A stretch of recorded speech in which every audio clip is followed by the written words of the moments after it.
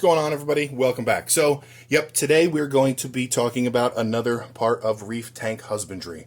And that is actually something that's outside of your reef tank. In my opinion, this is the most important thing about being in the hobby, is having a good water filtration system. When I first started, I was getting it from the LFS, and I did have a few issues. With this hobby, you're taking care of your tank, so it's your responsibility to make sure that everything is as good as you can get it, whether it be what you're dosing, what you're feeding your fish, your maintenance. And this is step one, is having clean water. Whether you're using a well water, whether you have city water. I know a lot of people have RODI units. Some people don't have them. I highly recommend it. I personally believe if you don't have an RODI unit, that you could have issues. I'm not going to say you're going to fail, because I know people that use their tap water and they don't have major issues, but they do have some. I think this is the most important. This one I built myself about 3 years ago. I actually copied the BRS one, wanted to try and save a buck or two, and I was actually able to do that. And I did a few other modifications that I'll show you guys. But again, don't let this be a boring video. This is going to be very important. I want to show you guys what my system is and why I do it this way. So this is a 6-stage, you could call it. It's a 150 gallon per day membrane, 6-stage unit. Now, first stage is, you could see it right there. I'm using the BRS 1 micron ROZS sediment filter. This is for collecting heavy metals, big debris, dust, rust, gravel. You never know what goes through your system. Trust me, if you're all wondering how I got the name Billy Pipes, it's because I'm a plumber, and I know that the township can do work on your water system and you wouldn't even know it, and it could cause issues, and you can get sediment and you wouldn't even know it. So definitely got to have a pre-sediment filter. Next, I actually have two 1 micron carbon blocks. These are the carbon blocks for chloramines and chlorine. I have high TDS meter, or I have high TDS water, and I have to filter it as best I can. You may not know this, but 99.9% of the U.S. city water contains arsenic and other toxic chemicals that they need to use to kill the bacteria. So it's a low level, but yes, they do use it. So you want to definitely have a carbon block. So it goes from sediment through one. If anything gets through here, the second one should clean it out. Then it goes back up and around into my RO membrane. This is the 150 gallon per day. I do have a backwash system on it. I don't backwash it every time I'm done using it. I just backwash it for about 2-3 minutes before I start running the water. Then the next is my DI resin. I'm using the BRS color changing DI. I like it. You could see here that this is almost all like that brown copper color, which means it's almost expired. And then when this runs out, I do have the backup, so that if I'm making water in the middle of the process, this one starts to show TDS. The second one is going to make sure that it's still running at 0. Now I have a triple TDS meter. I have a TDS meter that comes right after my membrane, so I can see what it's at. Once I backwash it and I run it for about 5 minutes, it usually comes down to about 3 to 4 TDS. Then I have a second one that goes after stage 1. So that tells me, okay, stage 1 is showing 1 TDS, and then I have also one on the outlet. This is the one going to my collection storage bin, and this one, I always want to make sure it runs 0. If it ever hits 1 TDS and I don't catch it for some reason, if I have 500 gallons of water made, I'm throwing it all in the garbage. I don't run anything over 0 TDS. If it's 1 TDS, in my eyes, that's way too much. But that's just me. So when I'm going to be changing these, I always like to just put little labels on when I put them in. So it is time to swap these. I'm going to take the second stage, swap it over to here, and then take this one, throw it in the garbage, put in a brand new carbon block, and put it on the second stage. Now, I do want to show you a couple things that I do have as well for backup.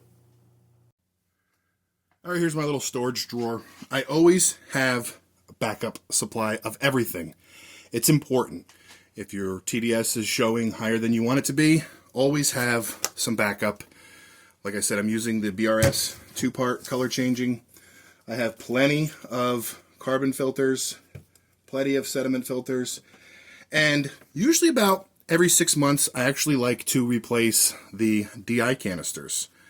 I will rinse the sponges out every time I change the DI resin, but what I've actually done is I've gone a little step further and I've gotten the replacement sponges.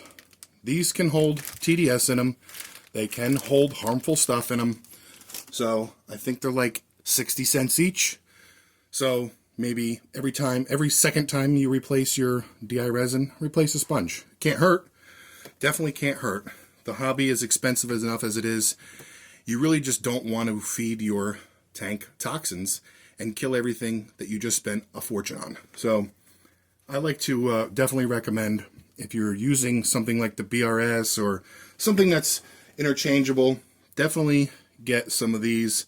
Maybe replace them every 6 months, you know, even once a year if you want to, but whatever's in your budget. All right, so we're back over at the unit. Now, I'm not going to bore you with changing everything. I just wanted to go over my setup here, my little process, what I do. Again, I do have a backwash. I think that is important because as your filtration system's not being used, TDS, you know, total dissolved solids, and other harmful products in your water can build up in your membrane. So when you first turn on your unit and you do have the backwash, if you don't have one, definitely recommend it. It's going to make the life of your membrane last a lot longer, and you're definitely not going to use as much DI resin. This stuff is not inexpensive. It's not cheap. If you're using a lot of it, a backwash could definitely save you. Also, you know, this little thing that I have here, it's kind of like a little setup, a little thing that I have. When I'm changing out my carbon and you first turn your system on, if you're good and you're handy with DIY kind of stuff, I highly recommend when your water leaves your membrane, when your water leaves your carbon block, what I do is I'll shut this valve off, I'll turn this one on, I have a hose in here, and you will get a lot of black carbon dust out of any carbon block that you ever purchase. Don't let anybody ever tell you, oh, you don't have to rinse it. You don't have to, but you should. Because when I run this, what I'll do is I'll hook a hose up to it, and I'll fill it up in this little bucket, and this bucket is black afterwards. About a good 3 inches of water in here, and it's all black carbon dust. And you don't want that to get into your system and make things, you know, fail prematurely. Not really fail, just, you know, not have as long as of a lifetime. I think membranes now are like $50 each. So you want it to last as long as you can. And I know they do say that these should, you know, last you 2 years. If you're making a lot of water, and like I said, if you can find something on sale, don't buy cheap stuff, okay? Buy the name brand stuff. It's totally worth it. You get what you pay for. Don't go out and buy a bunch of stuff at some store where, oh, a carbon block's only $2. I think the ones that I get are around 15, you know, so if you find something that's worth $2, you're getting what you pay for.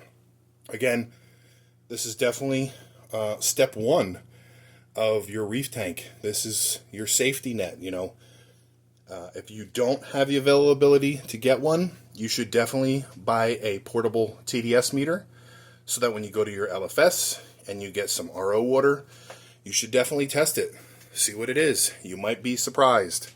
An LFS that I used to go to 4 years ago that's currently closed now, it was Central Jersey, like North Jersey. It's officially closed now, and I used to use their water, and after about 6 months I got a portable TDS meter and I tested it, and it was, I think, 12. They were giving me 12 TDS RO water. So maybe that's one of the reasons why they closed down. I forget what it's called, Shark something. But yeah, so this is why it's important. If you do get a unit that's like all linked together where the cartridges aren't replaceable like this, where it's like a twist turn kind, definitely make yourself labels. It's super important. It only takes a second. You can even just get a piece of thin painter's tape, write on it, put it on the outside. This way you'll know when you put it on and you're safe. And if you can get a portable TDS meter, I highly recommend it. So that's it for this video. Now, I have, let's see, we are just about a little over 10 minutes in. So Let me know in the comments down below if you have a RODI unit. If you do, what kind do you have? If you like it, if you're not using one, and you know, if you're going to comment and you have a channel and you have a video of your tank and you're not using an RO unit, let me know. I want to swing by and check your tank out and see your success with or without running an RODI unit, and tell me what you guys think. How important is this to you? Have you really thought about it and said, wow, I should get one? Or yes, I think it's definitely your first line of defense to having a successful reef tank. I mean, I do. You know, it's definitely important. You know, your corals are not used to chlorine and chloramines. You may find some in the ocean. I highly doubt it because of the sheer volume of the water. So we have these little, you know, glass tanks. So try to keep it as clean as you can before you start mixing up whatever salt that you use. Again, definitely part of your reef tank husbandry. Hope you guys enjoyed this video. If you have any questions, leave it in the comment section below, and I will see you guys on the next one.